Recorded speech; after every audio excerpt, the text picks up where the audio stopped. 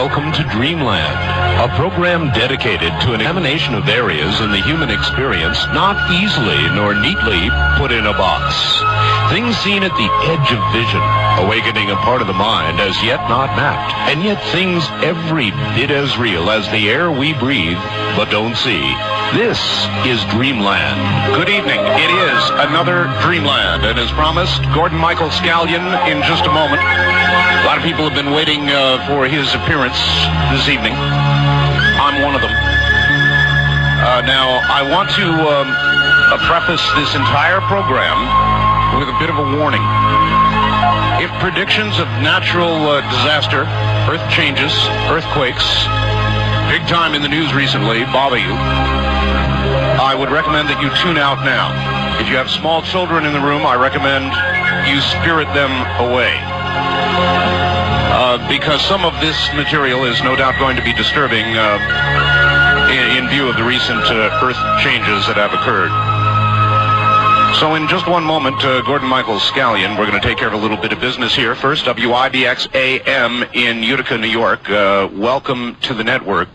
Dreamland topping now, I think, 92 stations as we continue to grow at just an incredible rate. So that's WIBX in Utica, New York. I think you're going to enjoy this program, and it will take you a little while to figure it out, so just sit back, relax, and prepare yourself.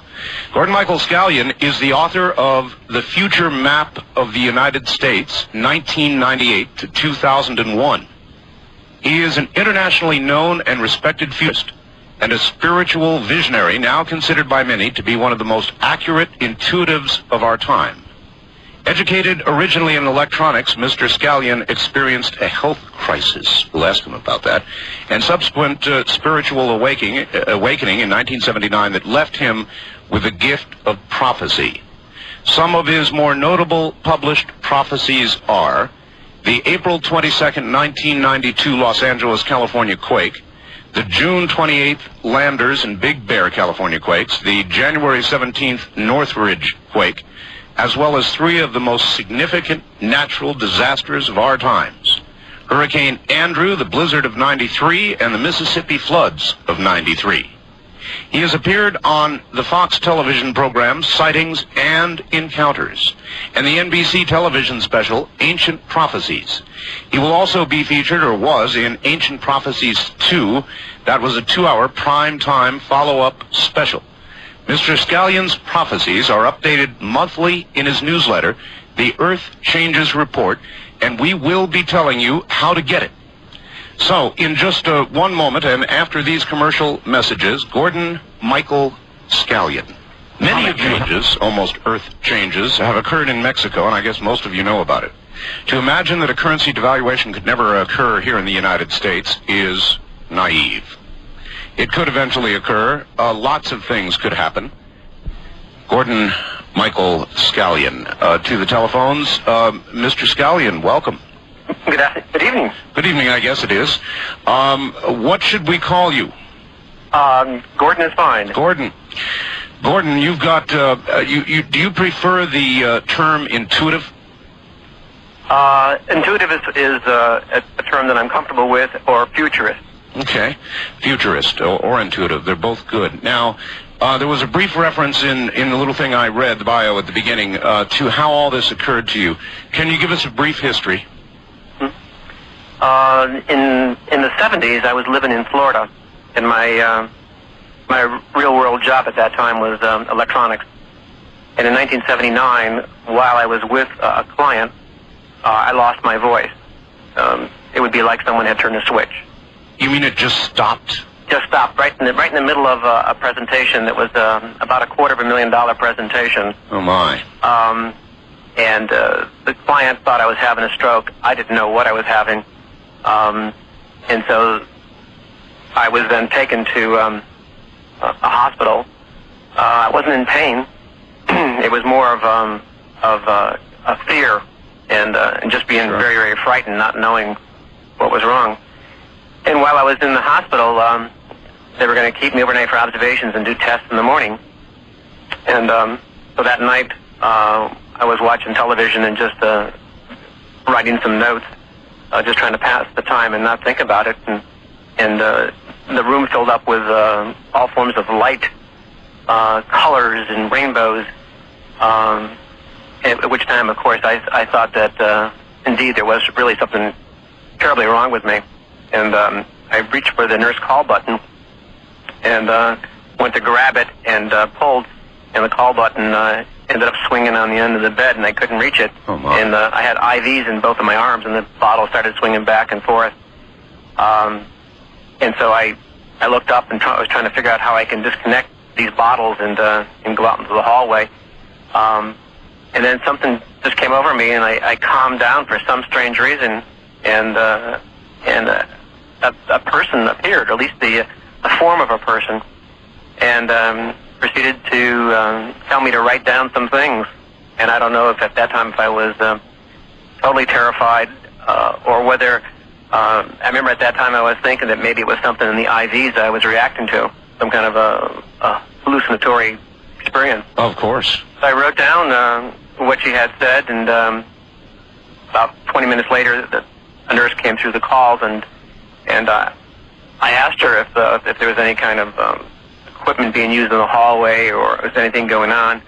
I'm really afraid to even tell her what had happened. So I stayed up a good part of that night. I did not sleep. The next morning, the nurse came in, the doctor came in, asked me how I was, and I was able to speak. I responded. And so he ran through some tests and suggested that I might want to see a different kind of a doctor. And that doctor, of course, was a psychiatrist. He thought that maybe I was going through some stress, at which time I was living on a 30-foot sailboat. I didn't think I was. So after the test, I left the hospital, went outside, and I remember there was an Irish setter dog sitting, waiting for his master, I assume, and I could see all these rainbow colors on this dog. And then I looked at people, and I can also see these various colors and the trees, and so I just shook my head, and I went back inside, and I said, look, my voice is okay now, but there's something wrong with my eyes. Gordon, just back up for a second. What did the psychiatrist say to you? What was his conclusion? I went to him the next day, the day after I got out, and he suggested that I go through at least a battery of three exams, and then he also thought that I might want to do some other things. And so right after the first exam, he said, I really don't see anything that would indicate deep stress in your life. And he said, but I really think you should get a drug test and stuff like that. He said, I know you don't take drugs, but I really think you should do that to see if there's something that's, maybe on your boat because of the fumes or something. Sure. So I went through that test. And then I said, well, why don't you look at these notes? And and he said, no reason to do that. He wouldn't do it. And so I finally... well, that's odd, isn't it? Because you would think that he would imagine there would be a clue there to the origins. Yeah, so I dismissed him, and I had a friend I used to go sailing with who was also a Gestalt therapist, and so I called him up and I told him what had happened, and he just loved to sail, so anything for an excuse to go sailing for him and get out of his practice. So he says, well, I think that you ought to have a session with me on your sailboat. And so we picked up a case of beer and out we went sailing, and we talked, and he says, well, let me see your notes. And I said, well, I don't have them now. And he says, well, when we go back, let me see them. So I took the notes, and he says, I'll think about this, and I'll call you tomorrow. He says, we'll have to go sailing again, though. Yeah. And it'll take several sessions. Yeah, so the next morning he calls me up bright and early. It was like 7 o'clock. And he said, have you seen the morning paper? And I said, no. And he says, well, he says, the thing on your list is here. He says, we better talk. And so he gave me some encouragement, and we did a lot of talking for the next week or so, but the phenomena got so strong that I just couldn't deal with it. I had a lot of early life religious background growing up, very strong religious background, and I just felt that maybe the problem was that I was having too good a time in life, and every guilt feeling in my body started to come out, and I just decided that I just had to leave the area. I just couldn't. I figured if I moved away, the phenomena would stop. And so I packed up everything and went back to New England. And it did stop for about 2 months. Your steps are logical, and I think anybody in your position would have done exactly the same thing. Change your life, change the phenomena. And so then it was quiet for a couple of months. A couple of months, very quiet. Nothing really was happening, and then other kinds of phenomena started happening. At first, it was seeing streaks of light out of the corner of my eye, like my periphery vision. I would see these streaks of light, and it was almost like seeing a piece of a moving picture, but I couldn't quite pull it into focus. Yes. And so every time I would do that, I would end up with these severe headaches that would literally put me in bed for a good part of the day. And so over the period of the next month, I was seeing all kinds of things that I now know are auras. I would see them on everything, and then I started noticing a pattern that certain colors seem to indicate certain things. Gordon, you may be more of a student than I am, but I seem to recall that Nostradamus and others also suffered severe headaches. I think my experience now, after being in this field for 15 years and meeting some very gifted intuitives and healers out there, is that that's a common trait that seems to go through it, especially if you push hard, trying to develop the ability. Whatever level you're doing it, when the body is not quite ready for it, you push too fast, these headaches, and I have observed that literally with hundreds of clients of mine and numerous very gifted people, as I said.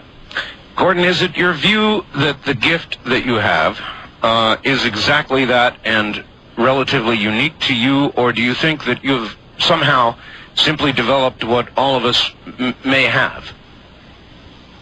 I think that the gift was given to all of us by our Creator, and I think what happens is that depending on how you're wired, we have to get in here to astrology and other belief systems, but in a capsule I can only explain what my rationale from what I've been through, and it was that each of us come wired a certain way, and it's like we all have these abilities. Some of us can do it more easily.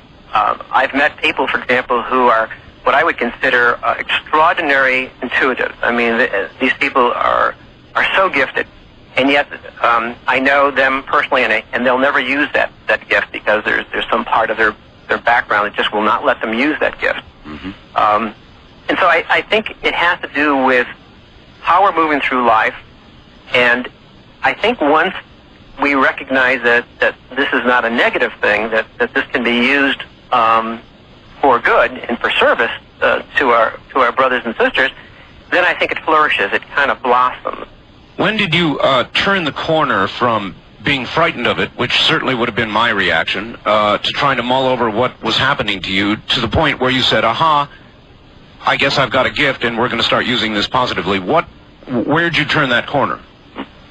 I wish I could say that there was a point where I actually made that conscious decision based on a whole bunch of rationale and just good, warm feelings.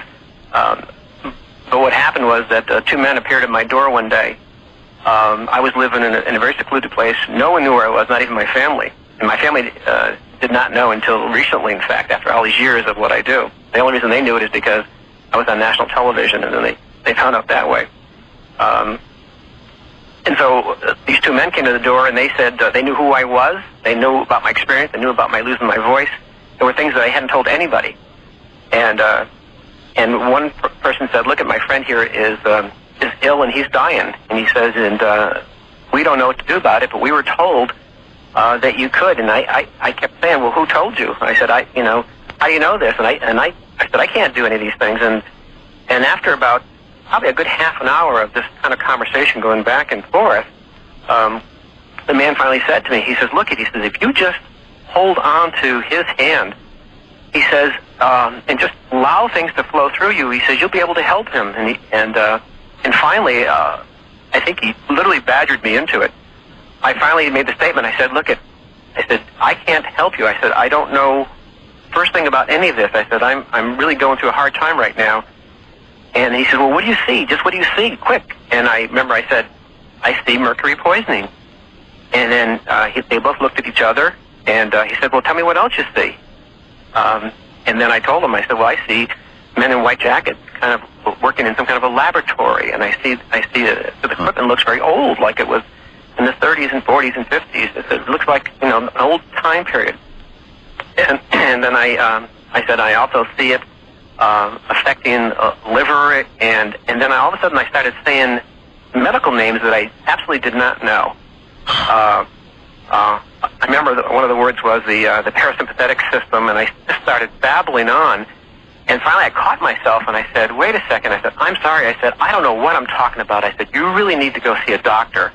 And one of the men turned to me, and he said, I am a doctor. And he said, this is my friend. He's been my partner for my whole life. And he said he's dying. And so we talked a bit more. I gave him some suggestions. He left. And then everything was quiet for maybe a couple of months, 6 weeks. And then all of a sudden he came back. And he said, I just want to let you know that my friend is well. And then he just started sending people to me. And then for most of the 80s, people from around the world started coming. And that's how I got through it. I got through it literally by being forced into it. And as I got into it more and more, it seemed like it was something that was helpful, but it certainly was taking a toll on me physically and mentally. And then in 1991, after doing thousands of various consultations, it stopped. I no longer could see things for people, and it was like a rest. And I thought it was like a blessing. I just said, finally, this stopped. Yes. And then all of a sudden, I started seeing visions of the Earth as a living consciousness, just like the same way I was seeing these individuals going through pain and trying to get them back on path. I saw the same thing with the Earth. I mean, the Earth all of a sudden became a living being to me, and this was not part of my aware consciousness. My thoughts weren't environmental at all. I was in a different place. More technical is kind of my thought process and how I work. Yes. And that's when I kind of shifted my whole focus, and then began to say that people need to know about what's going to be happening, so they can prepare, or hopefully, if enough people get together, we can modify what's going to happen. We're going to move quickly into Earth changes. Do you still retain the ability to, in effect, call a human condition to was there any healing involved, Gordon, or was it just the intuitive ability to call what it was that was wrong? It was diagnostics. I was kind of like a giant X-ray machine. I could diagnose what was going on and give corrective remedies for it. So some part of my superconsciousness had this knowledge from someplace. And but as far as the actual healing, that's not something that I've ever done or that I'm aware of. I mean, many people have said to me, and I literally had hundreds of letters of people saying that I had shook their hand or something, but that is not something that I consciously am aware of. Yes. So you don't claim it? No, I do not. In other words, okay, good. I guess everybody out there knows that lately we have had some extreme. The Japan earthquake is just awful. I was talking to you before the show about it, and we both feel the same way. It's horrible. The death toll up now around 5,000 or over. It may be over by now, and just tremendous human misery. And so earthquakes are on many, many minds out there. I have your predictions for 1995, and I must say, Gordon, this kind of scares me a little bit, and I don't scare that easily. And I guess you would say, don't be scared, be prepared. So we're going to talk a little bit, if we can, out of the bottom of the hour here, about what you believe is coming, and about how you feel about all of this. There must be a terrible, weighty feeling of responsibility to be able to diagnose people's ills, or even more so now, being able to predict Earth changes. It must be a crushing responsibility. Have you learned to deal with it? No, I haven't. Very selfishly, there isn't a night that goes by when I don't say a prayer that I wish that I would see something different. I mean, there's so many positive things in the world, and I really, given my druthers, I would focus a lot on the positives. On the positive, and in particular in children, which is all right, an area Gordon, that I understand. We've got a break right here. We'll be right back.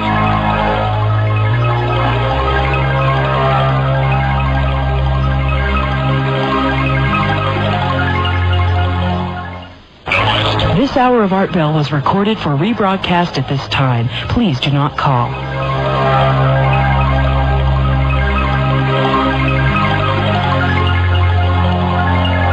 We continue now with your calls to Dreamland with Art Bell from the Kingdom of Nye. Well, inevitably, that one always comes up. We're not continuing with calls. We may or may not get to them with Gordon Michael Scallion. We'll see how the time goes. We've got a lot we've got to get in, and once again, in just a moment, Gordon Michael Scallion, a gifted intuitive. Now back to Gordon Michael Scallion, and again, I want to warn, we're about to get into the predictive segment here, and there are going to be some predictions, I feel, that will disturb some people. If you are disturbed by this sort of thing, please now tune out. With that caveat, back now to Gordon Michael Scallion. Gordon? Yes. I guess I would like to get into the predictive area now. There are things you would like to warn people about. What's ahead? Okay. Before I begin, I'd like to preface it by indicating that one of the jobs of a futurist is to present their visions with the understanding that they're not always correct. They're not 100%. I see my role much as a weather person. I see things coming. I can warn. I was a sailor when I was in Florida. I always listened to the weather reports, because if there was going to be a storm or a hurricane blowing or a spout or something, I wanted to know about it so that I could prepare for it. Sure. And that's kind of the role that I see. Having said that, well, let me interrupt you again. Sure. Having said what you just said, I have to ask, what is the rough accuracy percentage? I note that you keep careful track of your predictions, so I would assume you track the accuracy. We have a staff that does that, and there are other people who do it as well. We just completed 1994. It was done back last Friday, and I just saw the drafts of it this weekend. You mean 95? I would. Oh, 94. I see. Accuracy on 94. What we do is we publish in the month of February in our Earth Changes report. We publish all of the hits and misses that we did. So if we say something, we publish it, and we say we were right or we were wrong on this. Right. And we're trying to establish that there's a pattern here or a track record. Of course. And we found that for each 100 that we had predicted, there were 13 errors, 13 misses out of each 100. All right, that helps us judge what we're going to hear. That's incredible. That's absolutely incredible. And that was for 94. I have here your 95 predictions. Right. And I'm not going to read them. I'll allow you to go ahead and give us the highlights or the stuff that's really important to know. Okay. Probably would be helpful is to get an overview of the year first, like a little capsule.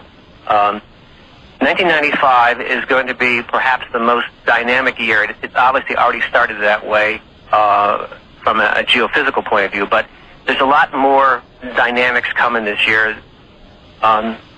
In the 14 or 15 years that I've been seeing visions, the ones that I saw in December, which is the ones that I published in January, were so vivid, so clear, and there's some. It's not all gloom and doom. There's some very positive things that are going to happen this year. The things that are going to happen that people need to know about is that the weather patterns that we've been seeing, this erratic weather patterns. Yes. These are going to increase significantly. So people who, especially in the Northwest, Oregon, Washington, coastal areas, and also Southern California from LA down to San Diego, those areas in particular, weather-wise, are going to go through a constant stress conditions. Rain is the keynote that I see for 1995. Massive flooding, And instead of when we had the floodings in the Mississippi, we're going to see floodings now throughout the country. We're also going to move to 3 seasons in many parts of the country in 1995. So instead of having 4 seasons... 3 seasons. Like New England, for example, has 4 seasons. We're only going to have 3 in 95. The weather is going to change that much. The temperatures. One of the predictions I had made back on December 7th was that we were going to see a winter where we were going to break weather records day after day, that it was just going to be running warmer and warmer and warmer, followed by rains, and so we're going to see that. We're going to see that in the Northeast. We're going to see that in the southeast part of the country as well. So major weather pattern changes. And the keynote, if we were to look at in 1996, looking back, and we were to say what was 95 like, we would say it was the year of the wind, because all I see visions of are constant rain driven by strong winds, massive tornadoes. Whatever we experience, the total number of tornadoes and cyclones and things of that nature, and in any year in recorded history, 95 will exceed those significantly so. So we're going to be seeing a lot of wind damage. So the weather elements are all going to change, and it's going to be a constant thing rather than a sporadic thing. Those things have already begun to occur, of course, in the Northwest, in even Southern California, and here in the desert where I am. It's been a very strange year, Gordon. Yes, yeah.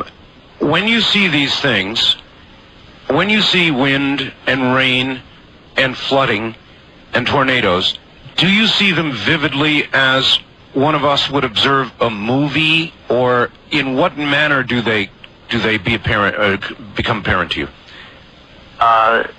They come one of 3 ways. One is that it'll occur in a dream state, which is a lucid dream, and I can see it in full detail, and because it's lucid, I can actually interact with it.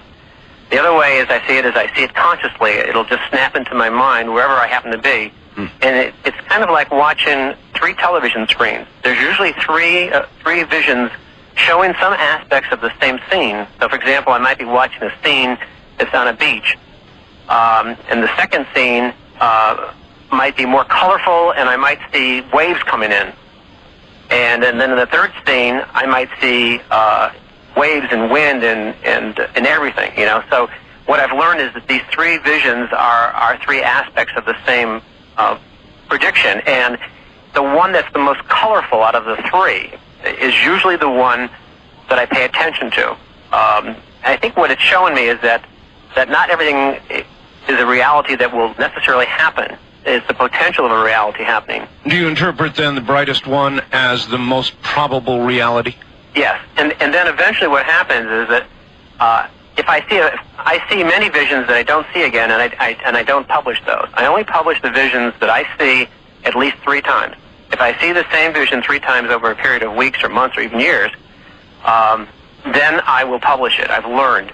Usually by the time I see it for the 3rd time, it's usually just one screen, and the other 2 screens are kind of a grayish color and kind of washed out and less detail. And what that tells me is that the other 2 probabilities no longer are there, that what I'm seeing is probably going to occur. Can you force it? Can you force seeing something, or does it just come involuntarily? If I'm with a group, for example, if I'm doing a class or I'm doing kind of a public presentation, and people are there and ask questions about a particular subject matter, very often it will induce the vision. The difficulty always is interpreting the vision. They're not symbolic. The visions that I typically see are actual experiences. I have to look at all 3 of these visions. And then, again, I've trained myself to look for the ones with a brighter color. If you were to begin to have one right now, how would it affect you? Would you suddenly stop and pay attention to it? Would you be able to continue? In other words, how disruptive is it to your immediate environment? I've had to literally train myself to be able to shut them off, because after the 2nd or 3rd time where I almost had major car accidents, I literally had to work to train this. So what happens is the visions are still running and I kind of see through them. It's kind of like I fix my eyes in kind of a stare glaze, and I'm able to see right through the vision and focus on something farther away. Because typically the visions that I'm seeing, even though they're in my mind's eye, to me they appear to be 3 or 4 feet in front of me when I'm looking at them. So I can even see periphery vision of these trees. So I've learned to be able to tune around it. But the vision will just keep running, and then if I don't pay attention to it, the vision will come back. As though it's not finished, it's going to play to you either now or later. Right. Fascinating. One more question. When you see, for example, flooding, high winds, all the rest of that sort of thing, how are you able to identify when it will be and where it is? That's probably the most difficult thing, but I've had some help along the way. Usually what I do is I look for some things. I've trained myself to look for details, and that's why I wait three visions. Like the first detail I might be able to tell, I'll give you an example. The recent the Japan quake that occurred in Kobe. Yes. I published and predicted that there was going to be a quake that was going to occur, and I gave the magnitude range because in the vision I actually saw the needle swinging back and forth, and so I knew that it was going to be somewhere in the mid-7 range.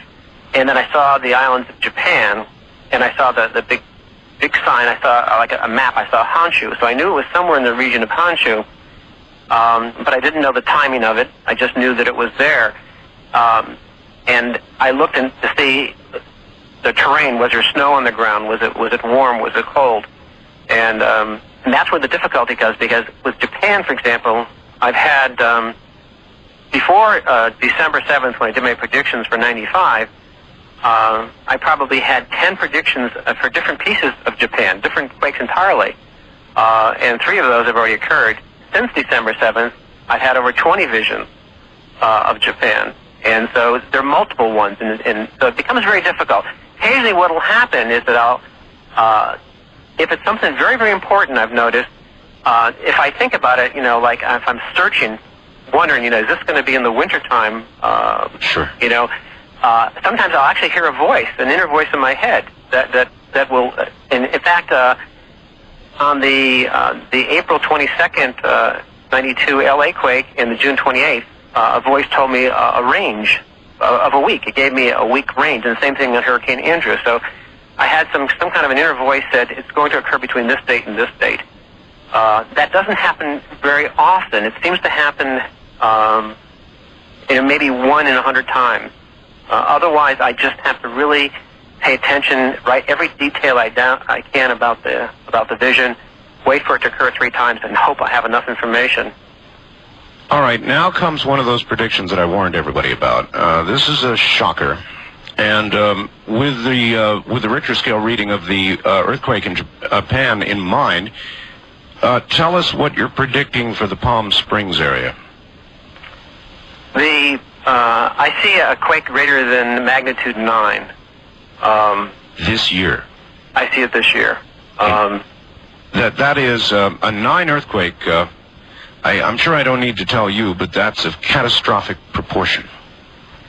What we also need to know is that what probably most of your listeners and most of us don't know is that when they publish an actual quake event, like let's say it's a 7.0 quake, the 7.0 quake is usually an average of many sensors scattered throughout an area. Sure. And so, for example, at ground zero, the quake may have been greater than 7.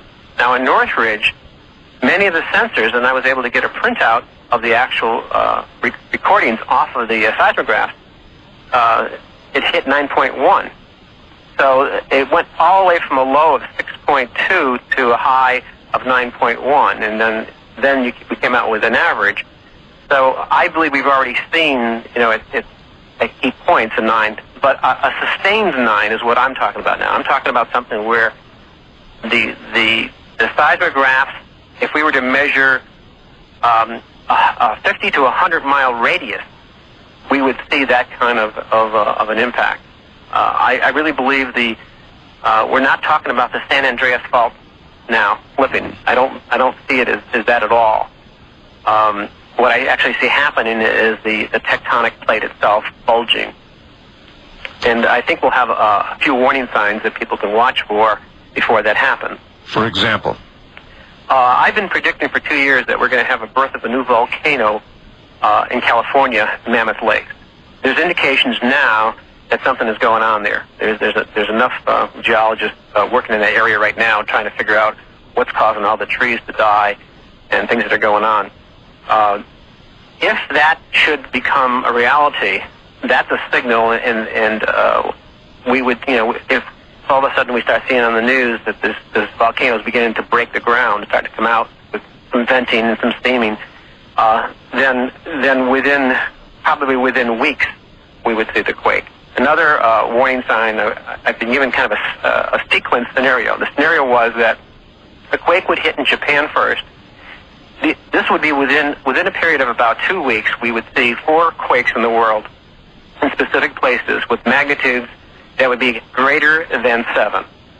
The sequence was that it would happen first in Japan. Mm-hmm. The next sequence would be is that we would see something that would occur in the Indian Ocean someplace. The third sequence would be is it would go back to Japan. And then the fourth sequence is that it would hit the west coast of the United States, and specifically here, I've targeted Palm Springs, but I really see this almost as a fracture in the ground. So I see it much larger than that.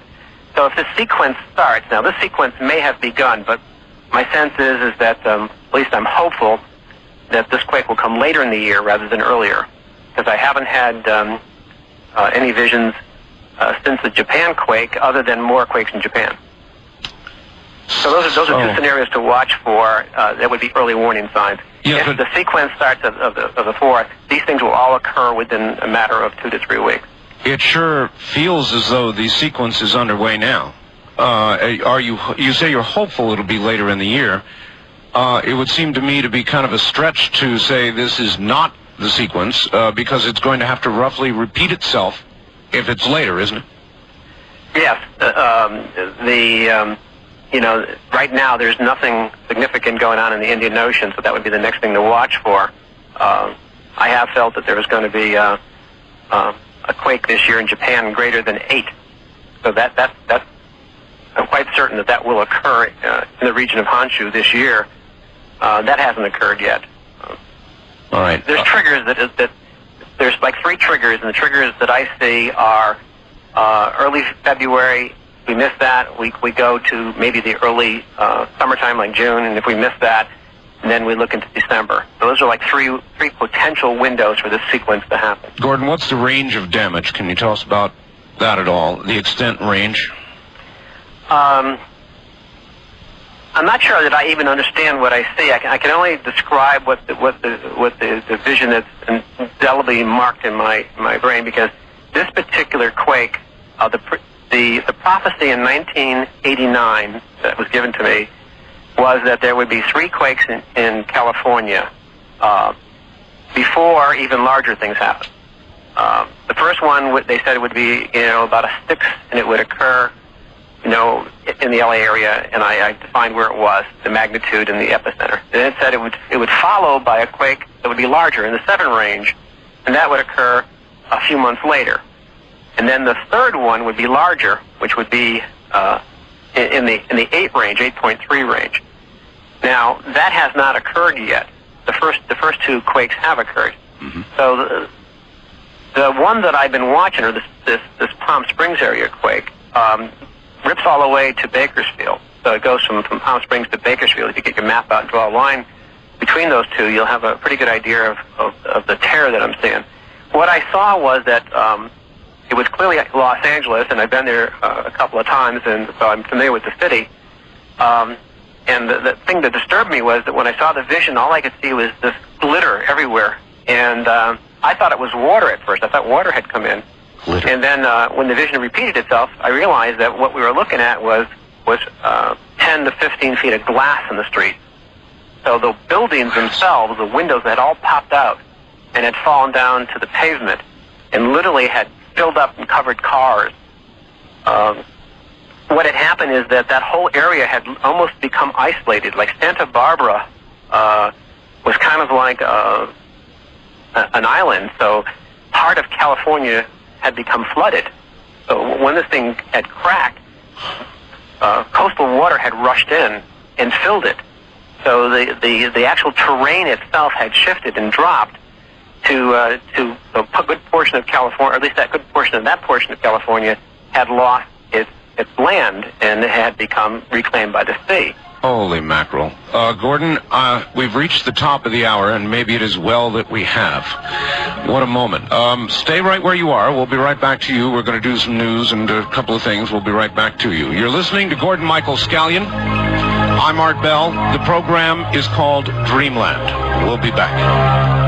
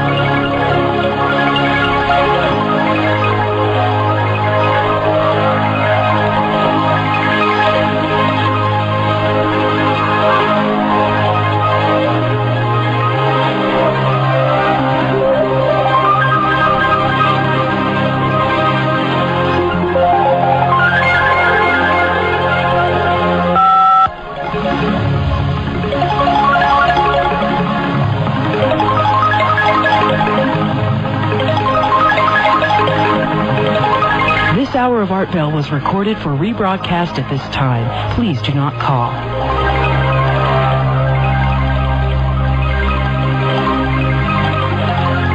From the Kingdom of Nye, this is Dreamland with Art Bell on the CBC Radio Network. My guest is Gordon Michael Scallion. The predictions are very ominous. If you are frightened by this sort of thing, then your best bet would be to tune out. And again, if there are small children in the room, you might want to spirit them away. We'll get back to Gordon Michael Scallion in just a moment. Gordon Michael Scallion. Gordon, I guess we've got to move fast because there's a lot we've got to get in. Palm Springs and the Los Angeles area, you predicted a 9-point-plus quake and saw glass as one would see water from a high altitude. Yes. Gordon, I'm going to ask you a very selfish question. I'm located near Death Valley and west of Las Vegas.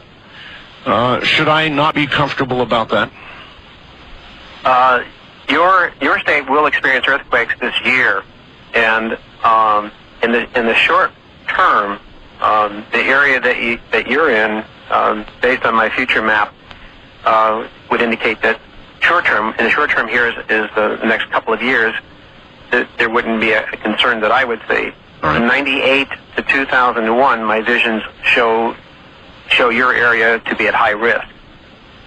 So the things to watch for is my future map shows things occurring in stages. I have inset that says this is the first thing that will happen, and the second thing, and the third thing. And so if the first thing does not happen, then you simply forget everything I've said. It would not have any validity. All right. But if they do happen, then the conditions are such that it may very well happen. In other words, pay attention. Yes. Briefly, for the Portland, Oregon area, we've got a lot of people listening there. Within 50 miles, you have predicted to be hit by a magnitude 7.2 earthquake, plus or minus 0.3. Is that correct? Yes. That area, I went up there. Usually, if I get enough visions on an area, then I try to at least one time go to the area. When I'm there in the area, the visions come to me while I'm there, and they're very intense. I assume it's because I'm in that actual energy space. The warning there was that there would be a quake to the south and southwest of Mount Rainier first. And that would bring Mount Rainier to eruption. This is an old prediction. This is one of my first predictions I did back in '92. Mount Rainier is not officially active. There's some things going on there, but it's still not active. Right. My sense is that I expected that to go off last year, the last quarter of last year. In fact, I thought that the visions were getting so bright that I figured that we were very close.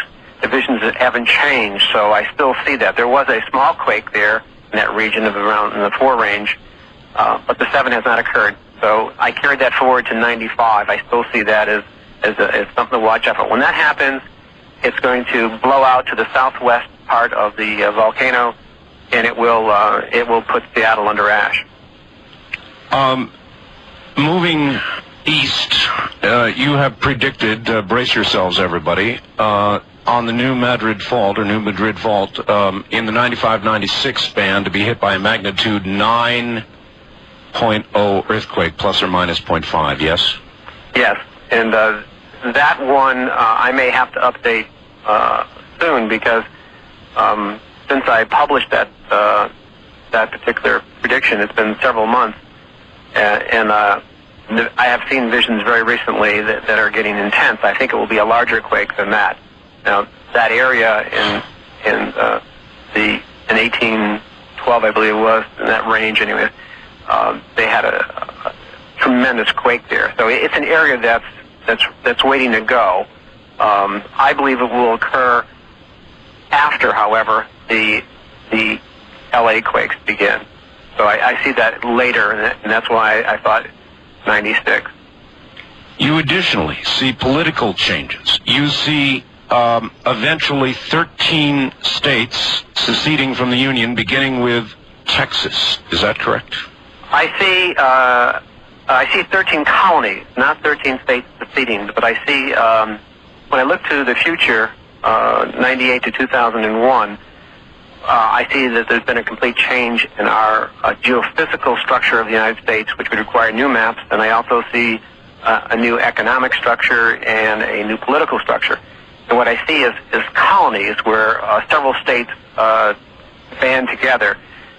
This happens and is created because of 2 factors. One is that the United States can't, and even now it can't handle the debt service that it has. Every time one of these natural disasters occurs, right, it's another $10 or $20 billion. You can't get insurance in many places now in the West Coast, and this is going to just get worse.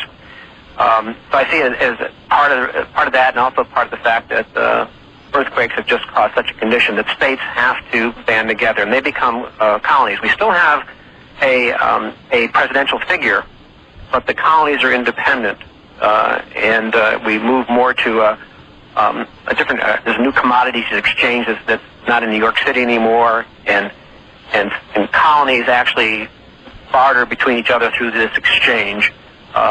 More for real goods, which is silver, gold, or commodities of one form or another. Precious metals, yes.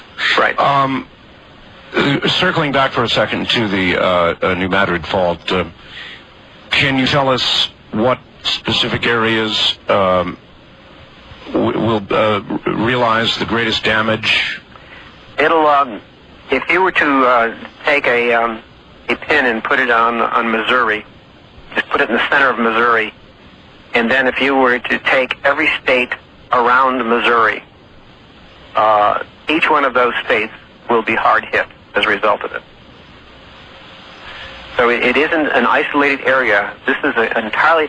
The quakes that I'm predicting, the first one has occurred. I had predicted to watch for a vertical thrust quake. I was on a program called Sightings over a year ago, and more than a year ago, and I said watch for a vertical thrust quake that will occur in the Los Angeles area, and that's going to signal a change of the quakes.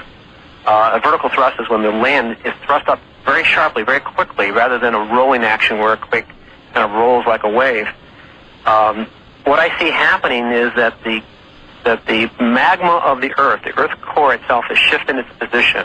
I believe it began its first shift in 1932, and it's accelerating it now. It's kind of sloshing around like water in a bottle that you would move around, and it's going to cause large sections of land to be distorted in one places. So some places you're going to see land thrust upwards, and in another part of the world you'll see land that will actually thrust downward. And this is, if we follow any mythical studies such as lost continents like Lemuria or Atlantis, this is what my visions have indicated, and actually indeed did happen. And this is in a cycle that's repeating itself again. So we're going to see a very large area, and the New Madrid Fault will be one such area where the landmass will be pushed upward very fast, fires, we're going to see quakes. And I mentioned all these things, and at that time there wasn't a lot going on in the world. But if we look at from 1991 to now, we see that the world has really changed. We have this electronic media system that immediately focuses on and shows us major things. What we're not seeing every day is what I see on all of our computers here. We're tied into every news service in the world just about. Right. And so I'm aware of so much that's going on that just isn't being published. And right now, unless there is a major loss of property or a major loss of life, these things just aren't getting published, but they're very significant events. The world is changing. What you have summed up with in your predictions is 95 to 97 will be seen as the beginning stages of what will become known as and fulfilled as Armageddon. Yes. That's what this is, Gordon? No. It begins at Armageddon. It's from the biblical text and from both testaments, but most of the biblical work or the Quran, for that matter, or any text is open to interpretation.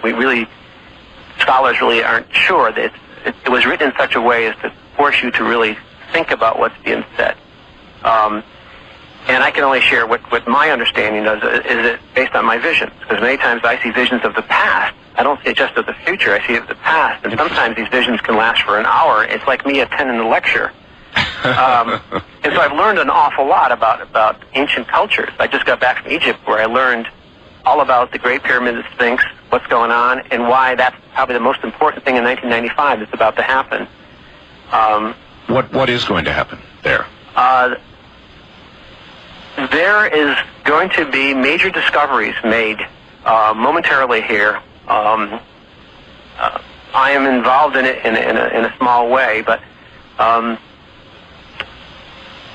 we are going to find the records that were left, like an archive, like a time capsule that was left there. And what it's going to show is that the site there, the structure, is much older than anybody could imagine. And it's also going to have prophecies for our days, for the years, for the 90s, literally, up to the year 1998. So we're going to have prophecies for our times, plus we're going to have a record of the people who built them, where they came from, their knowledge that they knew that the changes were going to come, that earth changes were going to happen during that time period. And so they archived this information to be found at a later time. And this is all going to come to the surface, and it's going to completely change history, and it's going to change our understanding of who we really are. We've really been here a lot longer, and we've gone through earth changes before. You predict 12 volcanoes worldwide are going to go off. 12 new ones, yes. 12 new ones, yes. And I guess there have been a lot of studies with regard to nuclear warfare about the upper atmosphere and what would happen and the nuclear winter and all the rest of that. Well, it seems to me mankind, even with all his bombs, is not going to be able to compete with 12 volcanoes going off at once, and the world, it seems to me, would enter a sort of nuclear winter, would it not?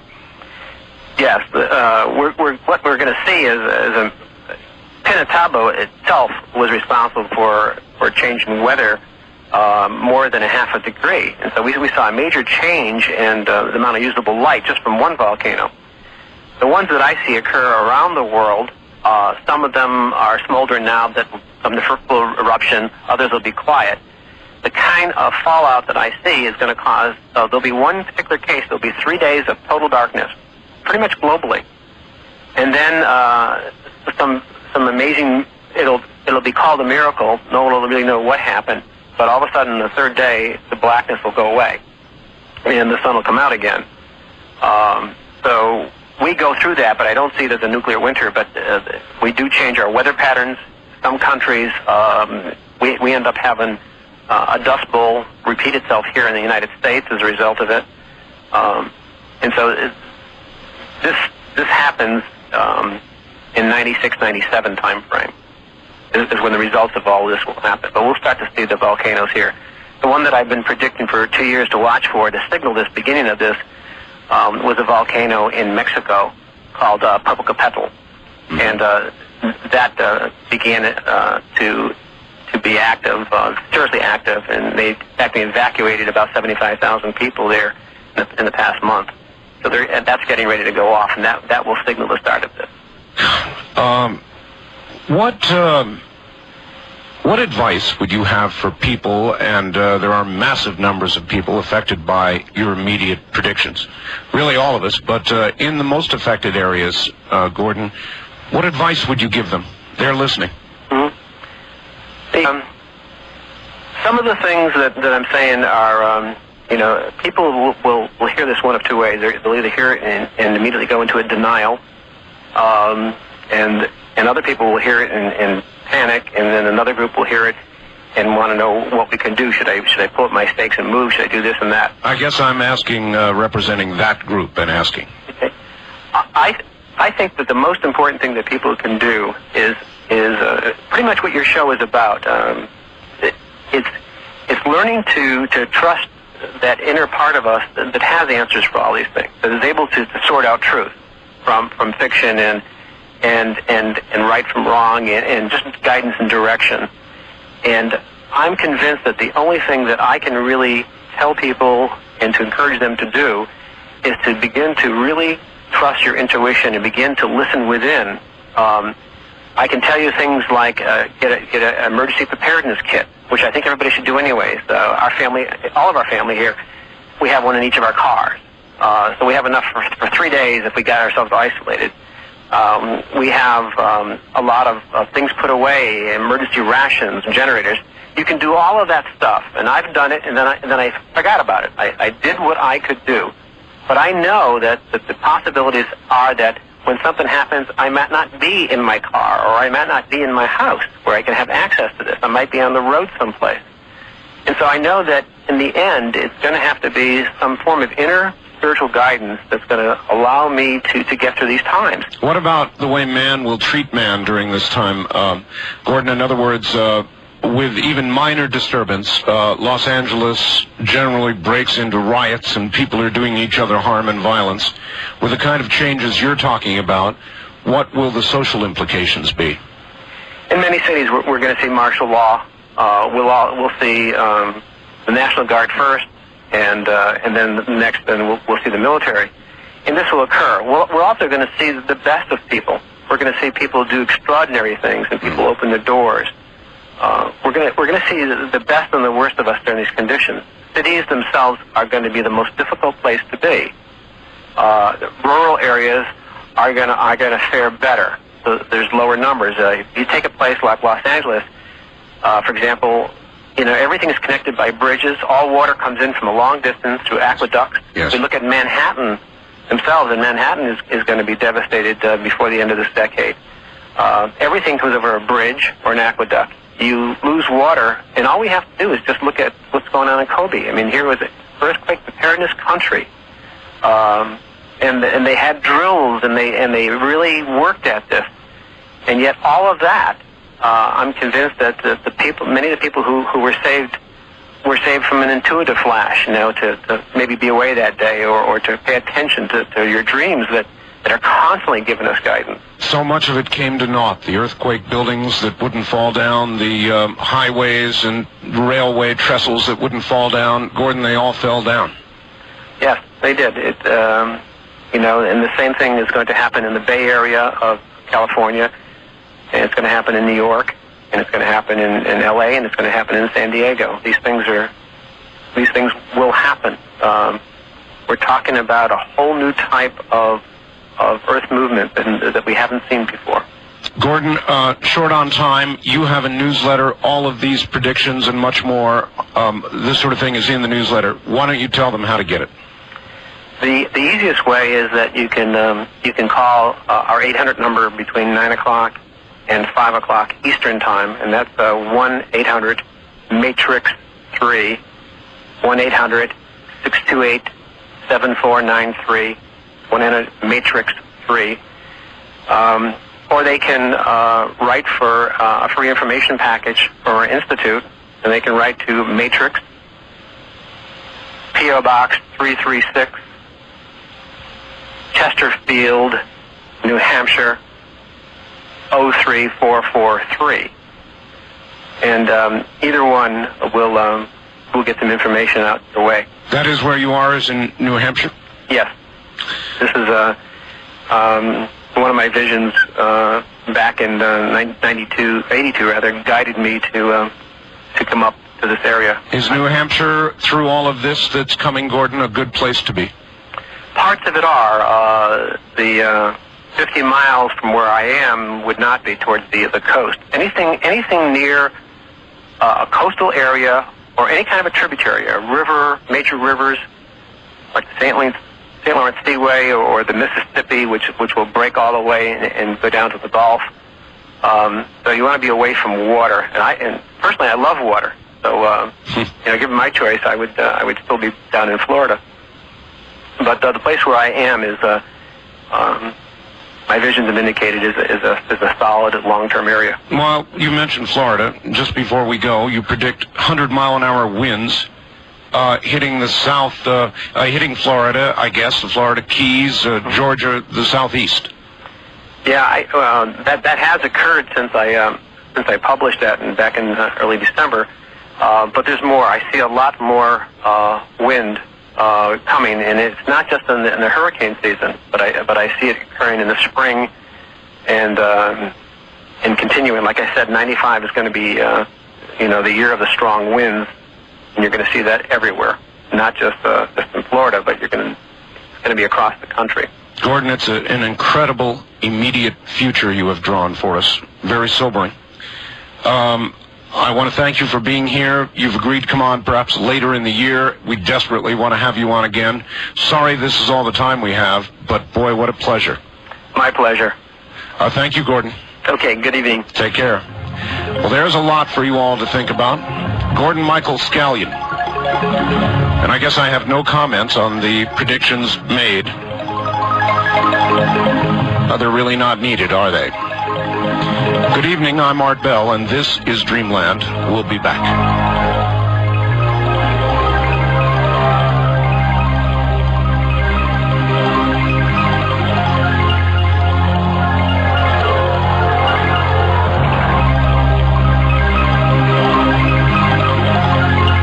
Kingdom of Nye. You're hearing Dreamland with Art Bell. To participate in the program, call toll-free 1-800-618-8255. 1-800-618-8255. First-time callers, area code 702-727-1222. Or the wildcard line at 702-727-1295. This is the CBC Radio Network. It certainly is. Good evening. Dreamland underway for a Sunday night.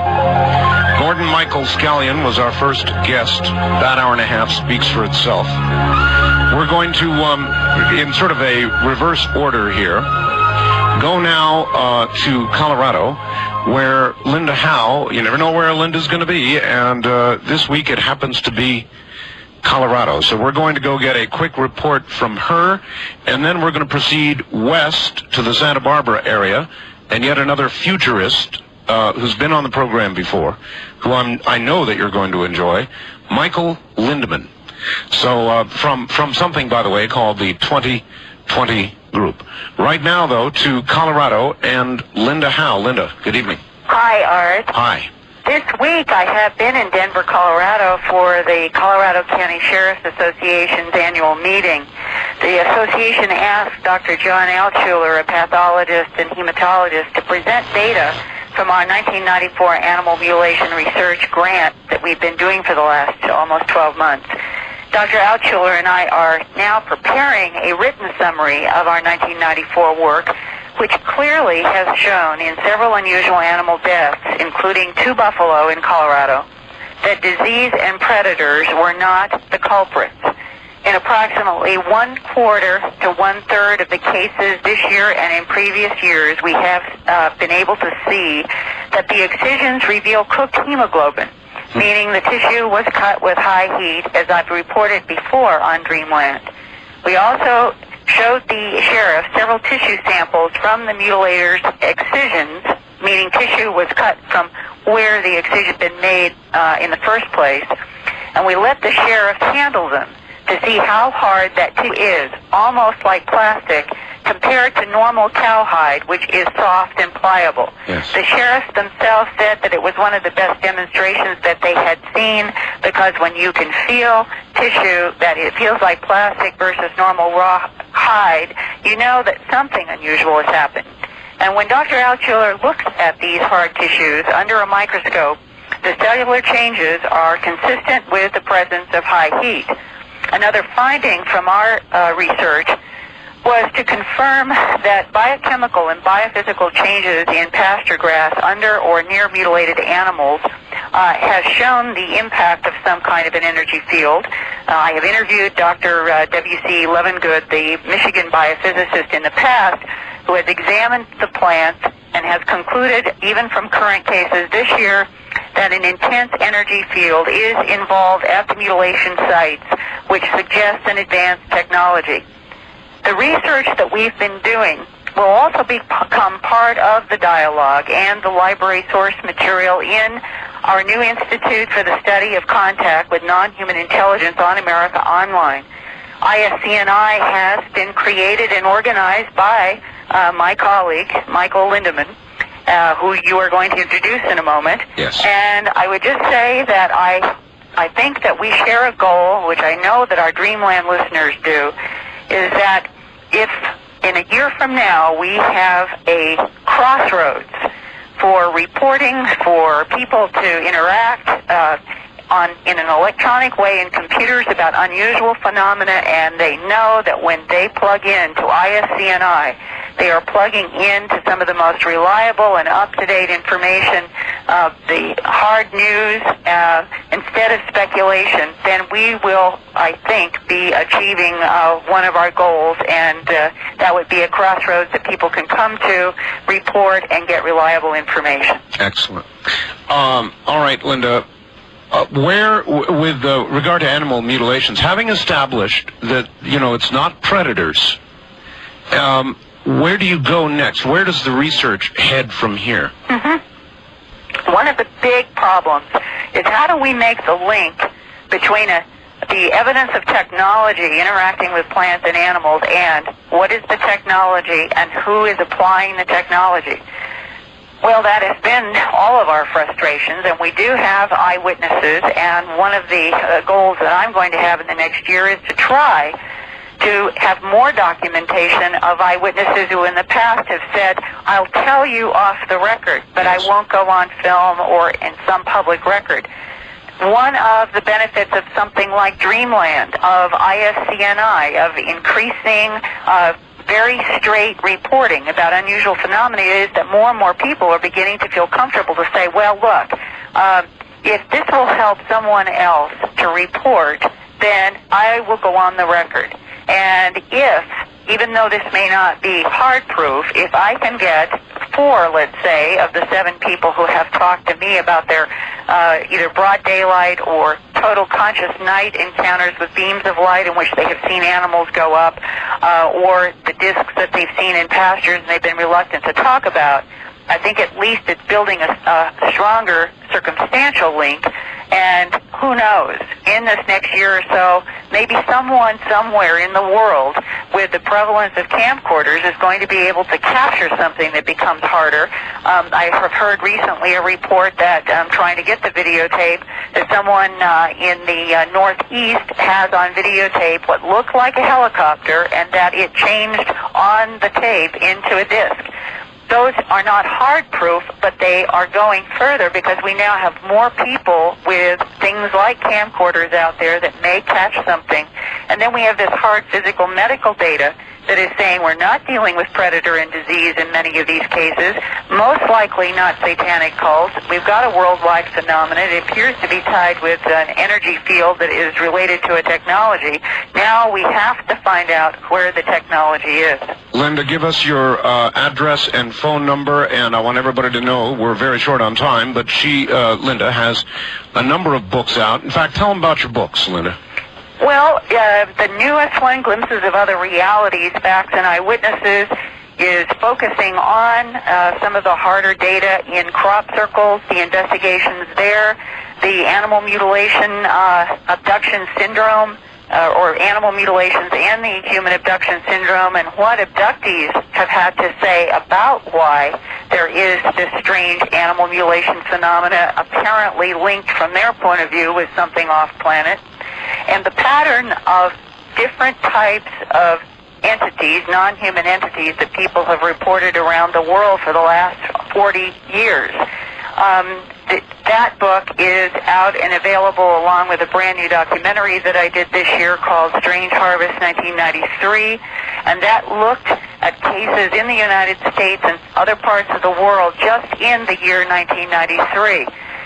Prior to that are other videos and books, which in the interest of time I can describe in another program, but people can also write to me for information about this work at Linda Howe, Post Office Box 538, Huntingdon Valley, Pennsylvania, zip code 19006. That's Post Office Box 538, Huntingdon, Hunting, D as in dog, O-N, Valley, PA, 19006, and the fax number there is area code 215-491-9842.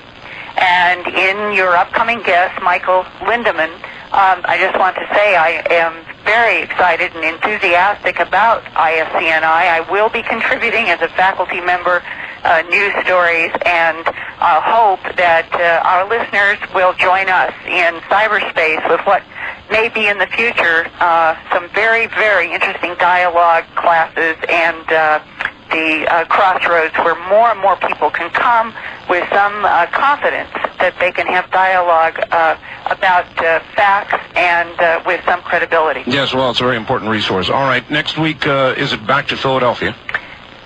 Next Sunday, I will be in Puerto Rico, and I'll let you know where. Oh, now that'll be exciting. Yeah, all right. So by the next Sunday, that Sunday and the next Sunday, I'll have a lot to report, both for you and ISCNI. Excellent. Linda Howe, as always, thank you, and talk to you next week. Yeah, my best to Michael. Okay, take care. Linda Howe, and in just a moment, Michael Lindemann. Lindemann was born in Milwaukee, Wisconsin in 1949 as a conscientious objector during the Vietnam War. He developed a lifelong interest in arms control, foreign affairs, and government policy. He earned a BA degree in psychology from Antioch University, followed by 2 years of study at the Graduate Theological Union in Berkeley. He later combined his political and psychological interests as educator, social analyst, and futurist.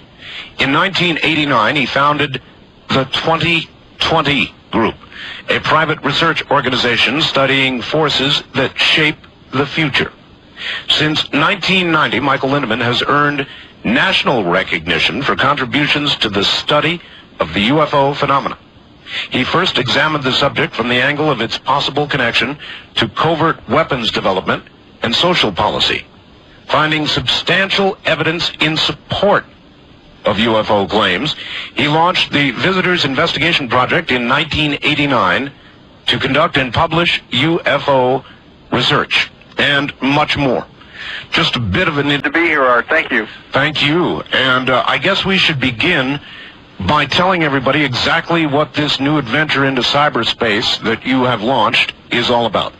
Well, of course, I was listening to my colleague and esteemed friend Linda Howe speak well of it, and I always thank her for that. Linda has been a marvelous, pivotal contributor already to the development of this project. What we have is an online institute known as ISCNI, or the Institute for the Study of Contact with Non-Human Intelligence.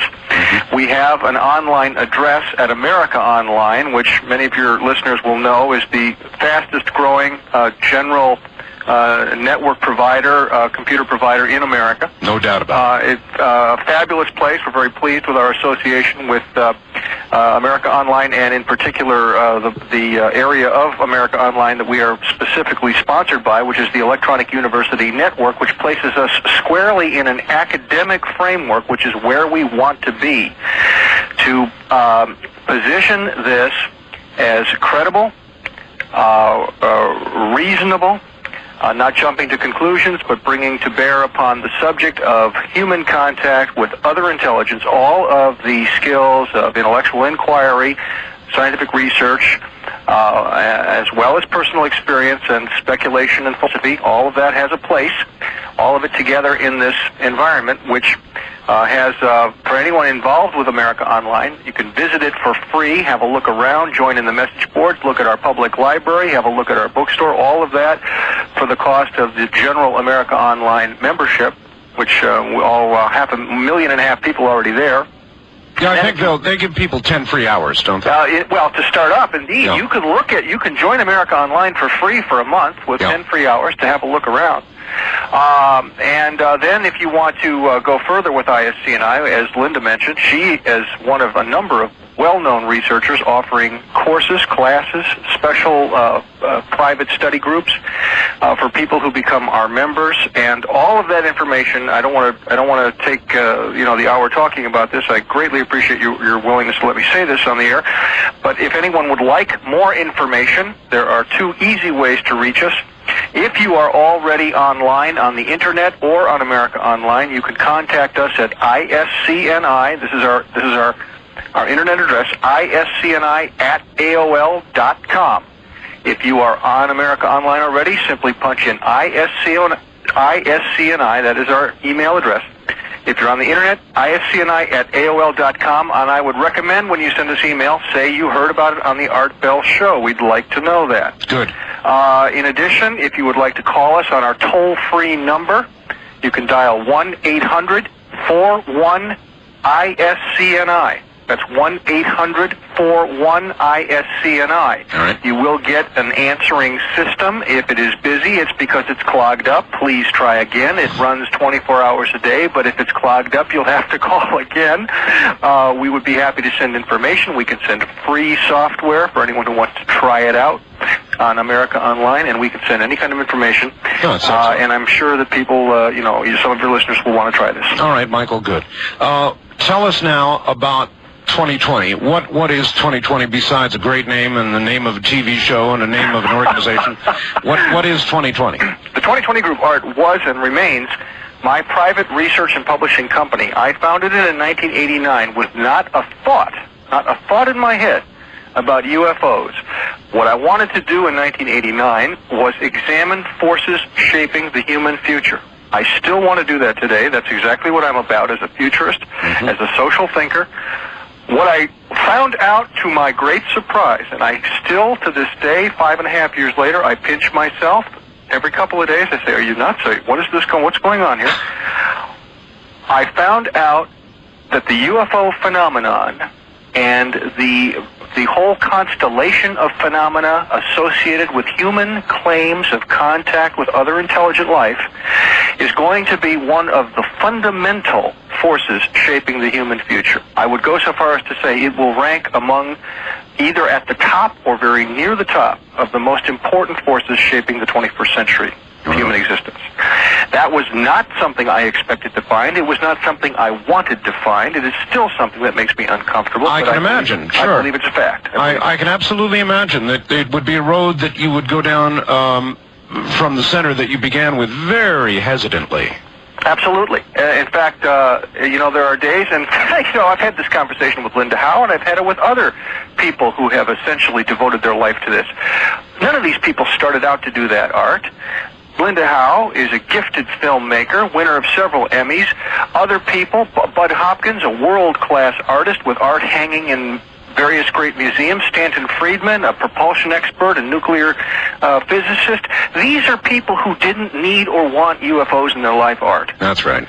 These are people who didn't need UFOs to feel complete or special. They were already accomplished. They already had the recognition. They already had the job. They didn't need UFOs. So, to me, one of the most impressive things going in was the quality of the people who have made it their business to look into this. One of the most impressive things about it. People have a very wrong idea that most of the people associated with this subject or who are taken in by the subject are, airheads, we're beings and stuff. Nothing could be further from the truth. These are among the most capable people who... Well, even in my career field, Michael, I do a regular weekday show, as you know, deals mostly with very terrestrial topics. Yeah. And it's a risky business, don't you know, and invites a lot of ridicule, and I get it, and I let it just sort of drop off of me. I don't mind it. I'm willing to take the heat, because I think this is a very, very important, these are important areas to investigate. It's an important part of our humanity, and I won't turn my back on it, and I know you have not. Well, I know you won't turn your back on it. I commend you totally for the amount of attention you've given it and the platform you give people like Linda Howe and myself and others to talk about this. I mean, the reach of your program is certainly a testament not only to your own dedication, but also to the fact that out there in the world, there are lots of people, Art, who already have made up their mind this is important.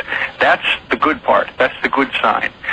But on the other side, there are people taking risks, more and more people taking risks, and some of them run afoul of you know, the sort of the status quo, the inertia that says this is nonsense, leave it alone, it'll go away. We have an example, for example, this book called The Fire Officer's Guide to Disaster Control is an example of what can happen to capable authors when they take a risk.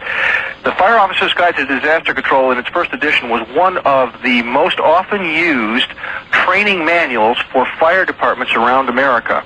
In 1992, the authors, Kramer and Bame, brought out a second edition in which Bame, in particular, an attorney and a well-known author and educator, took an enormous risk, personally and professionally. He put in this popular training manual for fire officers a chapter, a sub-chapter, a portion of a chapter, in which he dared to say that the UFO phenomenon is absolutely real and could pose detrimental impacts on society. And therefore, it was high time for fire departments around the country to recognize that they could not hide from the possibility that there would be UFO events in which the fire department would be the first line of defense. God, I bet he took a flash fire of criticism. Michael, we're at the top of the hour, so relax, get another cup of coffee or whatever it is you're drinking, and okay. We'll be back to you in just a very few moments. Michael Lindemann is my guest from the 2020 group. This is Dreamland.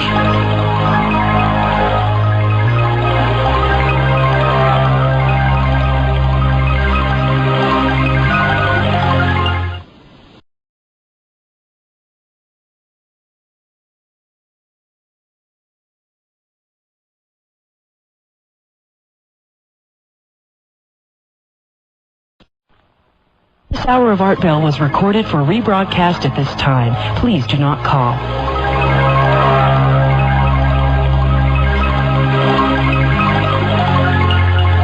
From the Kingdom of Nye, we continue with your calls on Dreamland with Art Bell.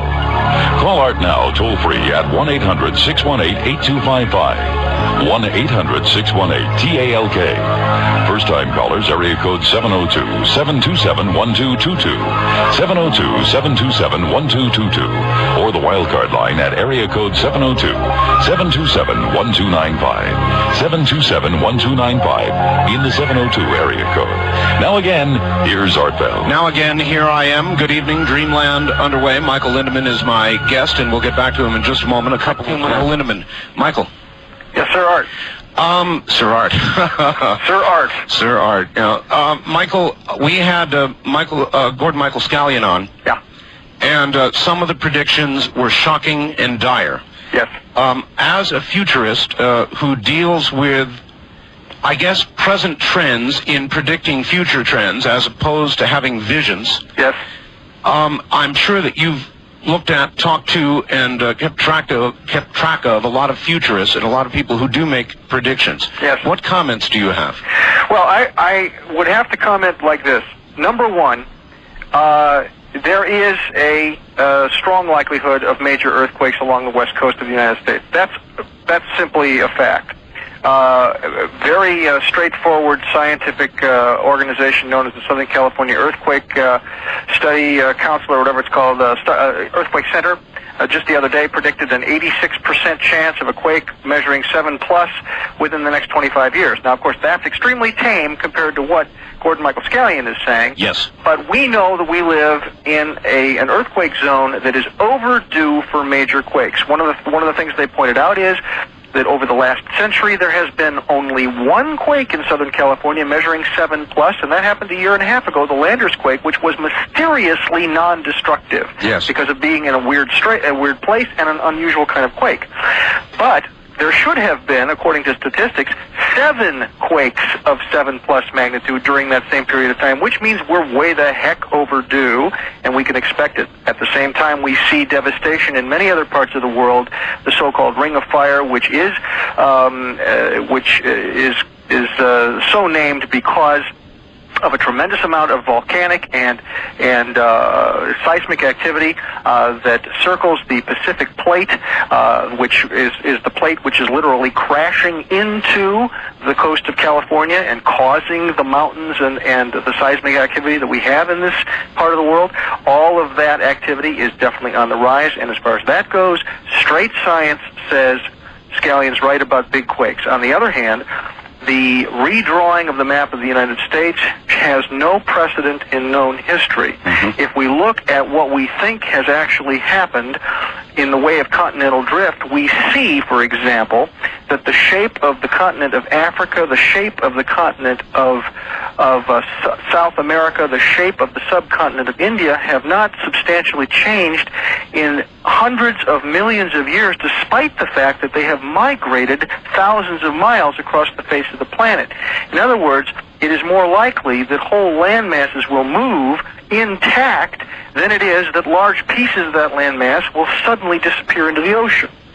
Now, this is a fact of geologic science. Okay, it is a fact that we can corroborate going back close to 1 billion years in terms of what we know about the apparent movement of continental land masses, and therefore, as regards the redrawing of large portions of the landmass of the planet, I have to say science is flatly and strongly opposed to Gordon Michael Scallion's vision. All right. Having said that, Michael, I'm telling you, I don't get nervous that easily, particularly about this kind of thing, but with what just occurred in Japan and a long trail of recent earthquakes, something is going on.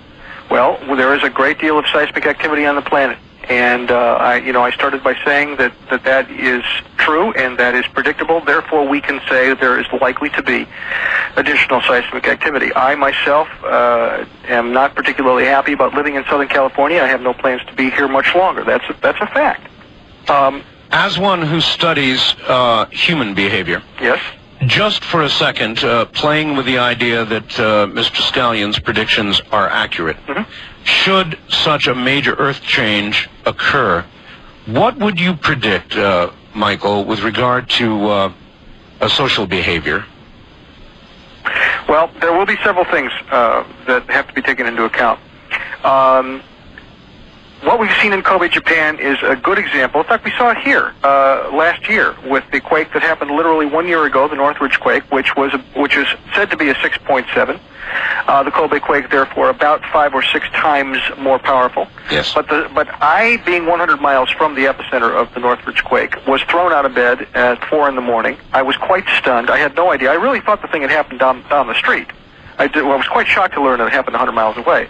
The first thing I learned, however, was that I was flat broke because I hadn't had the good sense to pull any money out of my ATM the day before. Right. And the first thing I found out was we had a 12-hour power outage. Well, people have to realize is a lot of things go haywire right away when the electric grid goes down. Yes. Therefore, even a moderate quake turns into a devastating social phenomenon very, very quickly. People should not underestimate this. Even a quake substantially less than what Scallion's talking about causes devastating ripple effects, and people have to know if they're anywhere near a quake zone, you've got to do more preparation probably than you've done. You will find yourself in bad shape if you don't. And that, I think, is just prudent. As regards a quake of the magnitude Scallion is talking about, there is no real precedent in modern times for the kind of devastation that could occur. Well, that's why we have people in groups like the 2020 group. If you were to project, based on a tragedy of that magnitude, what would you think? Let's concentrate on this country. Now, the Japanese, interestingly, because of their culture, I suppose, reacted in a very different way. Flashlights that cost $12 before the earthquake cost $12 after the earthquake, because people would be ashamed to do anything else. There was no looting. There was no problem. Here, you just can't imagine that, can you?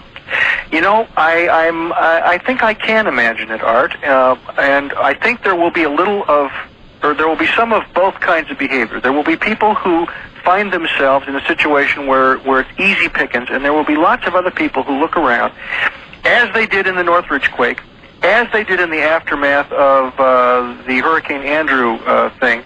They looked around and they said, hey, my neighbors have lost everything. Yes. Hey, time to get serious and be a human, you know? I think the American people have been sold short in terms of the so-called loss of morality and all the rest. I would look to the American people to rise to the occasion, in all honesty. And I would, of course, like you, expect there would be a certain amount of looting, a certain amount of taking advantage. But I would not expect to see a lot of gouging of prices. I would not expect to see a lot of wholesale plunder. What I do think there would be, though, is over time, as days tick by, as resources literally run out, that is when people begin to realize that they are actually in a life-threatening situation. They've survived the quake, but their nerves are on edge because there are aftershocks, probably many aftershocks. Yes. They discover, the very first thing they find out is there is no way out of town because everyone's trying to leave at the same time. And so lots of cars are having accidents, lots of cars are running out of gas, lots of cars are overheating, and what happens is the freeways, which are half devastated to begin with, become clogged with useless vehicles, and that becomes a very big problem. All right, Michael, I'm going to ask you to comment on this. I've heard reports and rumors, and I don't know what you want to call them, that a certain degree of ability to forecast earthquakes is now present. With that as the working hypothesis here, if the authorities were to learn, say, 12 hours or even 24 hours ahead of time that there was going to be a Scallion-sized earthquake in the Los Angeles area, would it be worth warning the people? Very, very hard call. I think the 12-hour time frame is right on the edge of almost not enough time. If it were 24 hours, if it were 36 hours, if they really thought they could take the risk of giving people that much warning, I think it would probably behoove some kind of organized evacuation. But nobody wants to go to the enormous trouble of that kind of an evacuation if there's a 50% chance of being wrong, of having that much egg on their face, of going to that much cost. I think that it's going to be a while before their confidence level is high enough. Now, if there was an 80% or a 90% chance that the earthquake would hit in 6 hours, I think it would be highly risky to try to pull off an evacuation like that. And if I were in the situation of having to make that call, it would be a very hard day. I don't know if it would make sense. So in other words, you might actually get more people killed by trying to evacuate in the short term than you would by just saying nothing. And I think that makes sense, Michael, and I'll bet you if they had such a prediction, they would keep their mouths shut. I think that they would. I think the window of 6 hours or so is too short. If it starts to turn into 24 hours, it becomes a possible evacuation. But, you know, we have found that these very sudden, high-level movements of people are just horrendously difficult. Right. We don't have any way of coordinating it. All of the civil defense training and everything that we've been through when we were kids, we find out in the aftermath, it was all baloney. So in other words, you would be faced with a horrid decision. In other words, you would think, well, I could warn them and get people off terrible locations, get people off the side of cliffs at least, that sort of thing. But you wouldn't be able to do that because there'd be no way to avoid starting the panic that we're talking about here, and the balance would be in more lives lost there, so you would make the decision not to say a word. What a godforsaken decision that would be. It'd be a very, very hard decision. Again, I think it has a lot to do with time frame. I think it has a lot to do with what the prediction really is, where they think the thing is going to hit. I'm not aware that they have the kind of predicting capability that you say, although I have heard rumors to that effect, as you have. I know that they're looking for a bigger window of warning than 6 to 12 hours. That's the most difficult place or time frame to make the call, because it's like you're damned if you do, damned if you don't. Boy. Is there any way to weave these coming predicted Earth changes by Scallion and others into the whole UFO phenomenon, which you have accurately said will be one gigantic story and one great effect on mankind? Both would seem to have a great effect on mankind. Is there any way to weave the two together? They are being woven together. And despite the fact that I feel that science cannot rationally support the very extreme parts of Scallion's prediction, I will say that there are many UFO contactees and abductees who have been told that there will be great disasters on this planet. Exactly. This is one of the most robust themes that comes up time and again when people are reporting the content of their abduction. This has become, I think the signal is more strident and more consistent today than it was even a couple of years ago. Yes. I hear it time and again that the abductees are being warned. They are being shown graphic images. They are seeing Earth disasters. They are seeing war. They are seeing riots, starvation. They are seeing many very unhappy images. So there's a definite correlation. Why this is occurring, I don't know. Is this symbolic?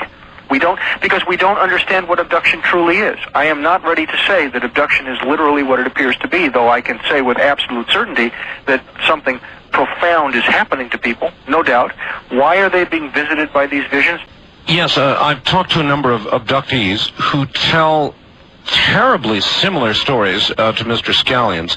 So from that avenue and from every avenue available, psychic avenue, we seem to be getting roughly the same story, and it's not a very pretty one. It's of Earth changes, political changes, social changes, exactly the sort of thing that your group studies. That's right. And of course there are people who will point to that, Art, and say this is exactly what is meant by so-called millennial fever. That we are approaching the millennium, that people get a little unhinged at the millennium for reasons that can, that trace back to the collective unconscious or the Jungian archetypes or whatever you like, and that it really doesn't amount to a hill of beans. We're going to survive, we're going to coast on through, and we'll look back on it and say, wasn't that all a bunch of silly business? Gee, I hope they're right. Well, I hope they're right, too. On the other hand, I think very rationally we have to say we are in a time of great uncertainty. We are in a time of great upheaval. There are good signs on the horizon. There are not good signs on the horizon. You said in just a minute ago when you were talking about gold and so forth that yes. the currency calamity that is occurring today in Mexico could have ripple effects around the world. Well, that's just straight economics. There's no magic about that. It's true. We are in a time of great uncertainty in our own country. We are in a so-called recovery, but a lot of people don't feel it. We are in a time when the political system has taken a very startling turn to the right, because a lot of people are I think that's a signal essentially that people are feeling extremely insecure and want a party that represents good, solid conservative values, that says they can bring back a better time. And I'm not saying that the Republicans are liars. I think they're absolutely serious about what they mean to do. I don't think they're going to succeed, not because they're bad or stupid, but because it's a very hard nut to crack, and I think we're up against some extremely powerful forces that have nothing to do with being a Republican or a Democrat. Michael, aren't we in a way, as we propose the $40 billion in loan guarantees to Mexico, aren't we at kind of a fork in the road with nationalism going down one road and internationalism going down the other? Isn't it finally to the point where economics is forcing the hand of politics in the international arena? Well, that is certainly one thing that is occurring, without a doubt. And of course, anyone who looks at the international side knows that they're doing everything they possibly can to cobble together an international economic order, bringing down tariffs if they can, having a more universal currencies and currency exchanges, and an interlocking of currencies so that no one country can go into a tailspin the way Brazil did some years ago, the way Mexico is today. All of that is very much part of the economic order that is emerging at this time. At the same time, there are powerful nationalistic forces, and this is one of the things that threatens to tear the world apart. Yes, it is. Hold it right there. That's a good place to hold it. Michael Lindemann is my guest from the 2020 group. I'm Art Bell. This is Dreamland. Remember, to get a copy of this program with Visa or MasterCard, you can call 1-800-917-4278. They're there right now.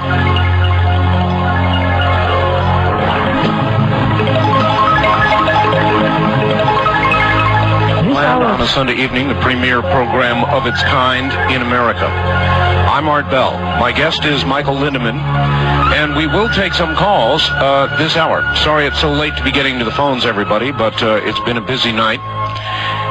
Let me give you the East of the Rockies number as well. If you're east of the Rockies and you have questions for Michael Lindemann, the number is 1-800-825-5033. Repeating, east of the Rockies, 1-800-825-5033.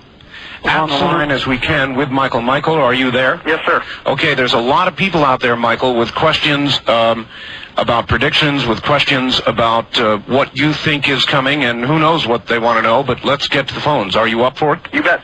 All right, good. Here we go, ladies and gentlemen. On our East of the Rockies line, you're on the air with Michael Lindemann. Where are you calling from, please? Allentown, Pennsylvania. Pennsylvania, yes, sir. I'd like to know, as far as your predictions, what you predict as far as the future of the human race. Yeah, all right. That's a good overall question. We'll take a quick shot at it. Try to answer the future of the human race. We're going to go through some very rocky times. I believe they will last anywhere from 10 to 25 or 30 years. I believe we will come out of it relatively good, but I believe it will be a time of learning a lot of lessons about how to live more sanely on this planet. And I believe that if we don't learn those lessons, if we really are as pig-headed as we've been in the past, it could go very hard on us. And I believe that this is a time when people are going to have to make some very tough decisions about more rational living on this planet, but I believe we're going to come out okay. Well, in other words, there is a happy ending somewhere out there. Yeah, it's a ways out. There's going to be some tough times. All right. On the East of the Rockies line, you're on the air with Michael Lindemann. Hi. Yes, hi. Where are you, sir? I'm in Campbell, Ohio. Okay. And I just wanted to know, basically, the abduction theory. Yes. Yes. I went to bed one night and woke up the next morning with a funny scar on my arm and some strange memories of something that I really don't remember actually happening, but I can't explain it. And I was just wondering, why? How much credibility he gives to these abduction things? Yes. Yeah. Well, let me say, in your particular case, sir, we would have to do a lot more talking before I could determine if there was any likelihood that you experienced an abduction.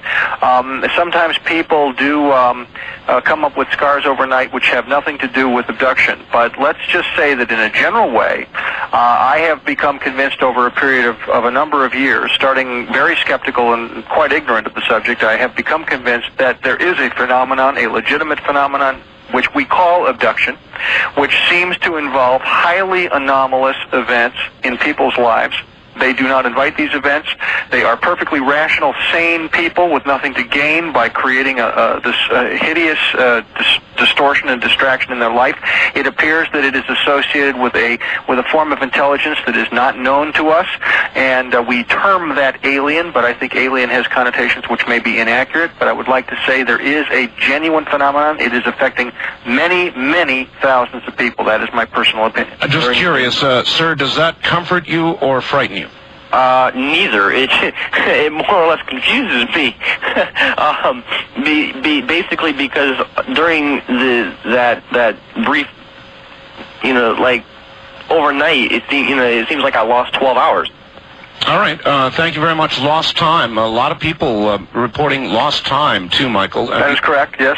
Okay. I'd like to comment for just a second on the abduction phenomenon, because the most unusual thing that is occurring in abduction research today, in my opinion, is something that I was not expecting, but it is very obviously occurring, and that is that many people who even a year or two ago, Art, would have said to you that their abduction experience was very traumatic, very unwanted, very negative, have changed their mind or are in process of reevaluating their abduction experiences into something that they now term transformative, important, special. They feel singled out. They are on a mission. They have been picked, chosen for something extraordinary. It is a spiritual awakening. This is a trend in the attitude of the abductees themselves, which is the most puzzling thing I've seen yet, and it is happening to a lot of people. All right. On the first-time caller line, you're on the air with Michael Linneman. Hello. No, my guess is they're not there. On the West of the Rockies line, you're on the air with Michael Linneman. Hello. Yes. I was wondering what, if any, role the crop circles are playing in the prophecy. All right. Where are you calling from? Tacoma, Washington. Tacoma. Crop circles. I take it you looked into crop circles along with Linda, Michael? Well, I must confess I haven't done anywhere near the work that she has done, so I key off people like Linda Howe in terms of trying to address the crop circle. But what we can say with certainty about the crop circles is some of them are not explained by any of the customary explanations, starting with the explanation of hoax, and there have been a bloody lot of hoaxes. We have to acknowledge that right off the top. But some of them are not adequately explained by any known explanation to date. What they are remains to me a huge enigma. I am not going to comment beyond that. I do not know if they have anything to do with signals being sent to us by some alien intelligence. Some people think that's so. I'm not ready to say so. All right. On the wild card line, you're on the air with Michael Linneman. Hello. Hello, Art. This is Bill the Fugitive calling from Seattle. Yes, Bill. And Michael, you're one of my heroes. Oh, thank you. Talked to you a couple weeks ago in regards to your video countdown to Alien Nation. Yes. And the question I have tonight is, what information do you have about an underground base located here in Bothell, Washington, and associated with FEMA Region X? All right. Underground bases in general, too. Okay. I don't know specifically about the base you're referring to, but what I do know is that there are underground bases littering the landscape. There are many, many underground bases. They have been built over a period of more than 50 years. They were begun under a program known as the Continuity of Government Program. They have continued to this day. The level of sophistication is unexpectedly high. The size, the number, the cost, and everything else about underground base construction in this country is literally off the scale in terms of the general black budget and the general, public expectations. Now, we go the next step and we say, as many people do allege, aliens are in some of these underground bases. Hideous, grotesque experiments are conducted in these underground bases. I know nothing about that. My personal opinion is I tend to doubt it. But the existence of the bases themselves, there is no doubt whatsoever. No question, huh? Absolutely none. No. And there are hundreds of them at a minimum. All right. Good morning. You're on the air. Good evening. I'm sorry. You're on the air with Michael Linneman. Hello. Hello there. Where are you? Phillipsburg, Pennsylvania. Yes, sir. I was just wondering. Turn your radio, sir. Turn your radio off, please. Made primarily out of solid granite, as far as I know. It is not. It remains, as far as I know, on all of the maps that have been redrawn after the disaster. That doesn't mean you're not going to feel the effects, because I don't think anyone is going to escape feeling the effects. But even in the worst case scenario, as far as I know, most of Pennsylvania rides it out pretty well. Congratulations. Sounds like a good place to be. Not a bad place at all. All right, on the West of the Rockies line, you're on the air with Michael Linneman. Hi. Hi there, how you doing? Okay, where are you? Phoenix. Phoenix, yes, sir. Yes, sir. I'm calling regarding underground base theory and such. Are there underground bases located in Phoenix, if you know, like maybe Glendale area? Let me say, I really cannot pinpoint the location of very many underground bases. What I do know for a fact is that the former director of the sort of leading underground base in America, a base called Mount Weather, which is the presidential underground bunker in times of nuclear war. That base exists a little bit outside of Washington, D.C. A man by the name of J. Leo Barraza, who was the director of that base for many years, went on the Larry King show about a year and a half ago and said that he knew for a personal fact that there was at least one gigantic underground base in every state of the Union, and that was a very, very conservative estimate. But what are we talking about here? We're talking about an underground base, Mount Weather being an example, with a 200,000 square foot floor plan, built out of solid granite and capable of withstanding a direct nuclear hit at ground level. How far would that be located from where I'm at? Well, the one I just mentioned is in Virginia, but what I am saying is that this gentleman said there was at least one such base in every state of the Union. I know for a fact that those are only the bases associated with the so-called continuity of government. Okay, and with these underground bases, do you think experimental aircraft will be tested from them? That is not their principal purpose. Their principal purpose is to ride out times of grave disaster, such as nuclear war or other grave disaster, but nuclear war was certainly the principal motivating factor. There are underground laboratories which are needed, which are built specifically to house them or to shield them from, for example, cosmic radiation, if that kind of radiation would cause a problem in the experiments being done, and so forth. There are bases that are underground simply because that is the best place to get uniform temperature and humidity, which some laboratories require. So these are other reasons. Another reason is underground bases are used for the storage of sensitive materials, currencies,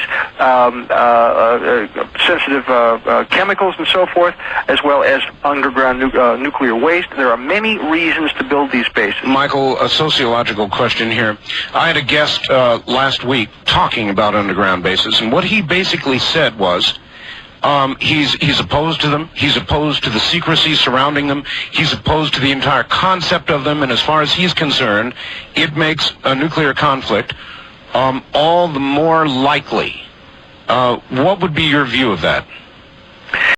I would say that there was, throughout the period of the Cold War, a fabulous conceit, let me put it that way, that an elite group of people, numbering some tens of thousands, would ride out any conceivable disaster, and that because they knew they could do that, they took risks which today appear to be totally insane.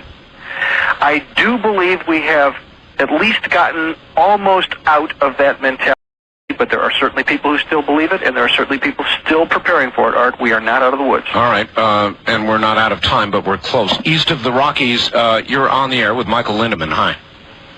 Hello there. No, you're not. West of the Rockies, you're on the air with Michael Lindemann. Good evening. This is Eagle River, Alaska. Hello, Alaska.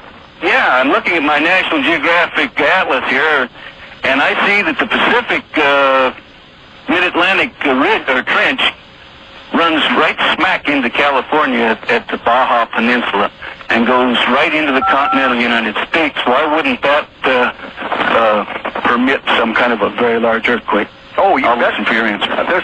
California is a sitting duck for an earthquake. There's going to be an earthquake, no question. Probably several. No question. All right, east of the Rockies, you're on the air with Michael Lindemann. Hello. Hello there. Going once, twice, three times. Wildcard line, you're on the air. Hello.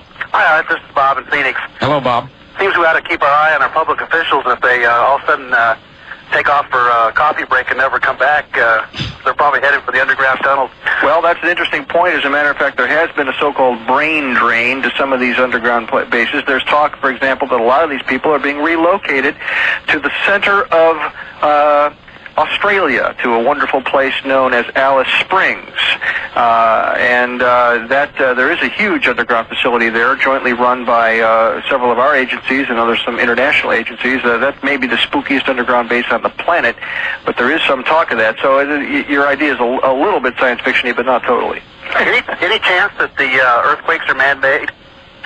I have no technological reason to think so. I have heard rumors to that effect. There are certainly people who think so. I have no proof.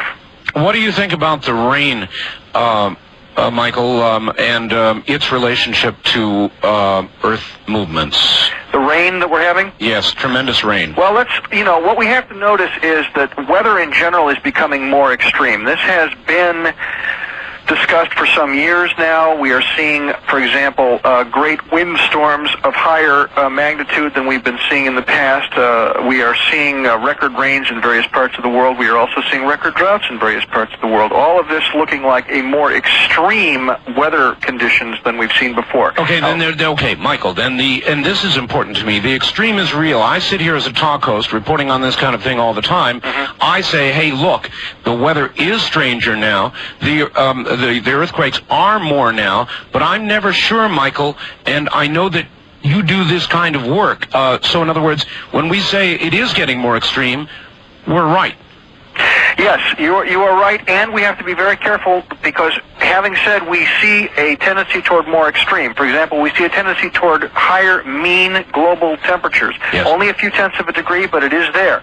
We have to ask ourselves, is this within natural variation? Because there are cycles. They run a long period of time. They do not necessarily mean we're heading for, global catastrophe.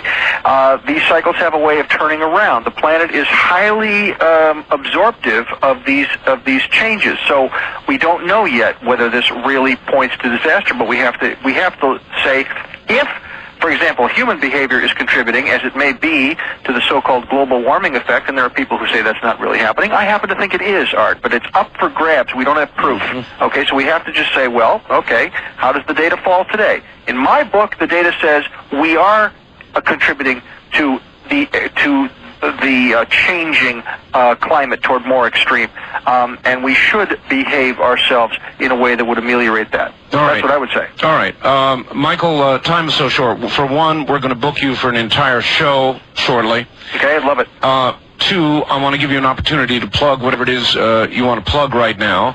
ISCNI or whatever else you would like to plug, go right ahead. Thank you very much. I would like to just say again to your listeners, ISCNI is the Institute for the Study of Contact with Non-Human Intelligence. It is a new online information service on America Online. I'll give you two ways to reach us. If you are already online on the Internet or on America Online, our email address is iscni@aol.com. That's iscni@aol.com. Send us an email. We'll send you information by email. Mention the Art Bell Show. Let us know you heard it on Art Bell. If you don't have a computer and want information, or if you're not online yet, call our 800 number. It's 1-800-41-ISCNI. It's 1-800-41-ISCNI. We'll send you information. My guess is you're going to get a lot of response. Well, I appreciate it very much to be able to tell your listeners, Art. All right. Is there any last thought you would like to leave everybody with? I'd like to say this. As it's often been said, watch the money. And this year we are seeing money going into UFO research on a scale that has never been seen before. This is something I want to pursue with you next time we're together, Art. There are millions of dollars of private money going into UFO research today, and that says to me that, the fix is in. Michael, it has been a pleasure. Thank you, sir. It always is a pleasure, and we will have you back again soon. We'll contact you to arrange a date. Would appreciate it and look forward to it. Thanks again. Thank you, Michael. Michael Lindemann of the 2020 group, and now a new online service called ISCNI, as the power of the Internet grows. I'll leave you with these thoughts. If you would like a copy of this program, you can call right now or 24 hours a day with Visa or MasterCard 1-800-917-4278. That's 1-800-917-4278. If you would like to come along in May to Hong Kong and Bangkok with us at 8 o'clock in the morning, call 1-800-633-2732. 1-800-633-2732. What a dreamland it has been. We'll begin once again next Sunday at 7 o'clock Pacific Time. Good night.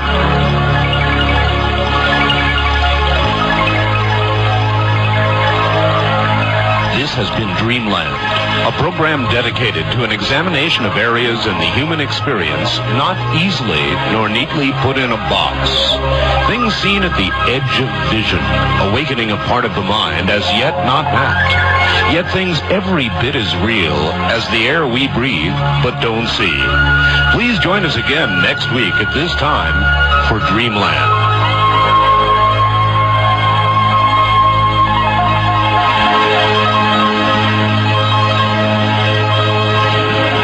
We have just one extra moment, so I guess I will take this time to once again say thank you for all these many, many months of Dreamland. It has been a great pleasure bringing this kind of material to you. It is an alternative kind of radio that you'll not hear anywhere else. So one more time around the horn here, because we're getting so many calls on it right now. I understand with the nature of the program with regard to Mr. Scallion's appearance. Tapes of the program with Visa or MasterCard may be purchased. 1-800-917-4278. 1-800-917-4278. Once again, on behalf of everybody, and there are many people who bring this program to you, Dreamland,